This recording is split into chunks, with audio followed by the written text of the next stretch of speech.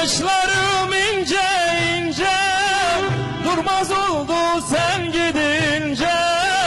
Gözyaşlarım ince ince, durmaz oldu sen gidince.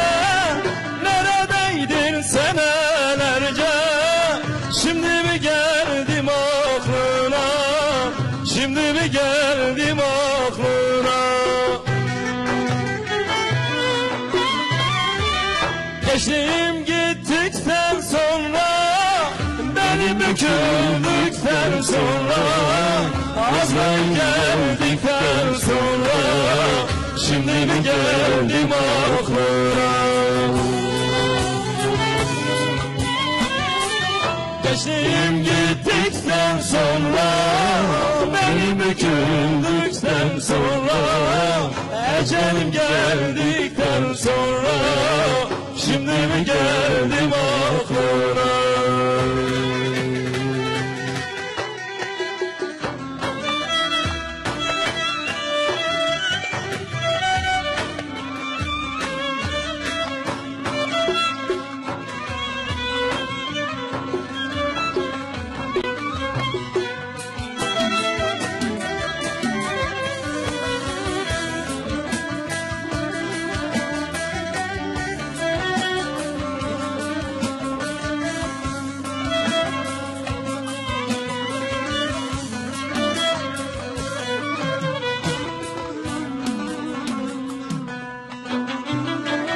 Neydi bende aradığın, arayıp bulamadığın?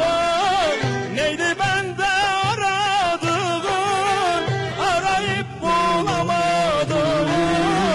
Ettin beni darmadağın, şimdi mi geldim aklına, şimdi mi geldim aklına.